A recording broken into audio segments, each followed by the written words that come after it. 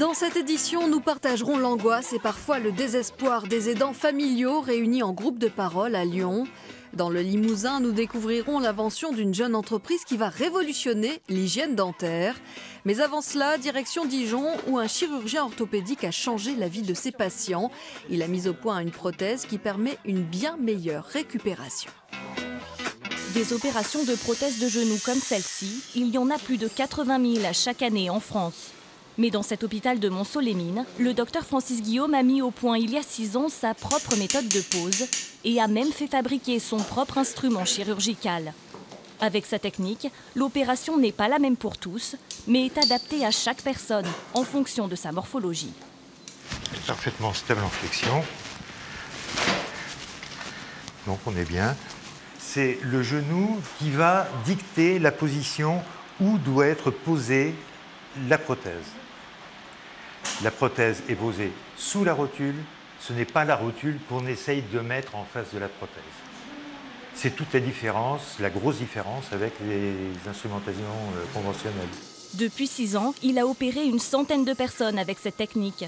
Robert Dubreuil est d'ailleurs l'un de ses anciens patients. Il a été opéré du genou il y a 3 ans et est aujourd'hui entièrement satisfait du résultat. Vous montez les escaliers, vous les descendez sans problème. Maintenant, j'ai repris mes activités normales à la maison, comme si c'était comme avant, quoi, que j'avais rien du tout. J'ai plus de douleur du tout, j'ai plus de douleur. Du tout. Un constat partagé par de nombreux autres patients. D'après une étude scientifique, 70% de ceux qui ont été opérés avec cette technique ne ressentent plus aucune douleur, contre 30% seulement pour les patients ayant eu recours à la méthode traditionnelle. Le docteur Guillaume espère désormais faire connaître son travail. J'aimerais qu'un maximum de monde puisse en profiter, autant les malades, les chirurgiens, parce que tout le monde a intérêt à ce que une méthode plus efficace soit généralisée. L'objectif désormais, c'est d'arriver à convaincre les industriels de fabriquer à grande échelle l'outil chirurgical qu'ils utilisent, pour ainsi étendre sa technique au niveau national. On reste dans le domaine de la santé avec l'invention d'une start-up limousine qui va révolutionner l'hygiène dentaire. Bientôt, il ne sera plus nécessaire de se brosser les dents. Ce petit appareil le fera pour vous. C'est le fruit de 7 années de travail. Un gadget pour nettoyer ses dents en un minimum de temps et d'effort. Pas moyen de voir le produit pour l'instant, mais l'un des fondateurs de l'entreprise lève le voile sur son fonctionnement. On a une gouttière souple avec des brins de silicone à l'intérieur et on a un boîtier qui recueille du dentifrice liquide, en gros. Et donc ce dentifrice liquide est injecté via tuyau dans la gouttière. À chaque fois qu'on aspire le liquide, la gouttière qui est souple se contracte. Donc c'est une pulsation et on fait 2 à 10 pulsations par seconde. Et c'est comme ça qu'on a un massage des dents et des gencives et qu'on a un bon brossage des dents. Chez Willow, ils sont en tout une dizaine à travailler sur le projet, répartis entre Limoges, Paris, New York et San Francisco. L'entreprise semble bien lancée, pourtant les débuts n'ont pas été faciles. Heureusement, mon père dentiste était cofondateur, et donc ça crédibilisait le projet. Mais un petit étudiant qui sort d'école de commerce avec une idée comme ça, tout seul, c'est peu crédible pour des investisseurs, ou peu rassurant plutôt. En 2015, un Français de la Silicon Valley s'intéresse au projet.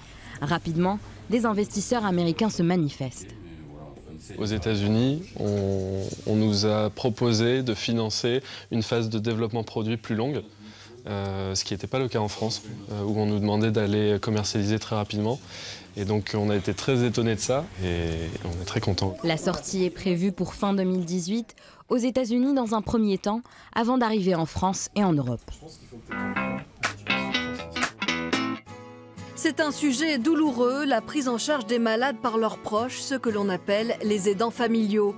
Un sacerdoce qui engendre beaucoup de stress. À Lyon, des groupes de parole leur permettent de partager leur expérience. L'amour de ma vie, tiens, allonge-toi.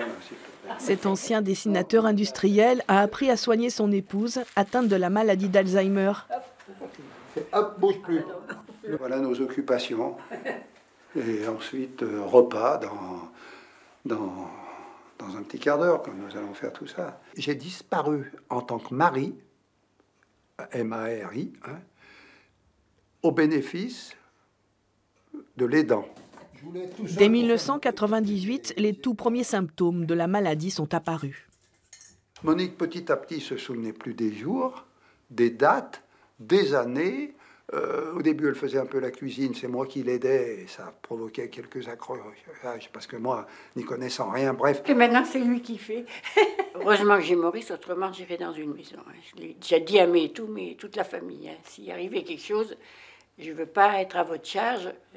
J'ai Maurice pour le moment, ça va tout bien. Depuis 2012, Maurice Boyer se consacre ainsi entièrement à son épouse. Le plus difficile pour moi, c'est ce stress de savoir si je vais toujours pouvoir aider Monique dans sa vie quotidienne. Ce stress, Maurice Boyer peut le partager au sein du groupe de parole du Bistrot des Aidants, une plateforme de répit où chacun aborde des sujets douloureux comme le deuil. Oui, le deuil blanc, c'est vraiment le chagrin profond ressenti lorsque la détérioration de la personne arrive à son paroxysme. Chacun se confie sans peur du jugement. Un groupe d'amis s'est formé.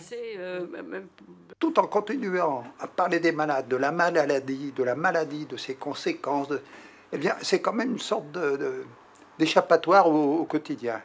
Parce que là, on s'adresse à des gens qui ont des conjoints, des parents malades, et ça fait du bien. Toutes ces paroles sont enregistrées. Les comédiens de Vivre aux éclats, présents durant ces échanges, préparent un spectacle écrit avec et entièrement consacré aux aidants.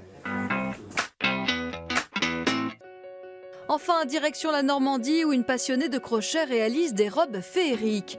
Plus qu'un passe-temps, c'est une véritable thérapie pour cette patiente atteinte de Parkinson.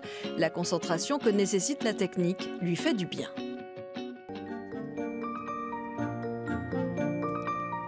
La chaînette, le jeter, le piquer, c'est l'art du crochet. Entre les mains de Simone Bihari, cela devient des tenues féeriques pour les petits.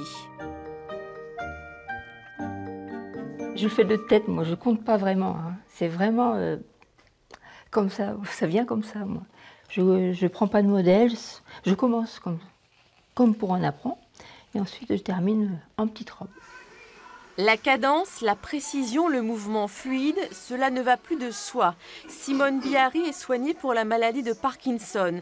Ce travail, avec les crochets les plus fins, le coton blanc qui ne pardonne pas l'erreur, opère comme une thérapie. J'ai fait ça aussi pour ma maladie. Parce que j'ai dit, bon, mais il faut que je travaille mon cerveau. Il n'y a que comme ça que je pouvais le faire. Et au début, ça résistait un peu ? Oui, j'ai eu beaucoup de problèmes. Surtout pour compter. J'ai encore des problèmes pour compter. Mais maintenant, bon, comme je fais beaucoup de choses comme ça de tête, c'est pour ça que je fais beaucoup de tête, parce que je note rien, sinon ça ne sert à rien. Les loisirs créatifs, c'est une grande communauté sur Internet. Simone a ouvert un blog et reçoit félicitations et encouragements par centaines.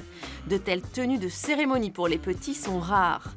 À Bacqueville-en-Caux, Simone est aussi appréciée car elle tricote et crochette pour les Restos du Cœur.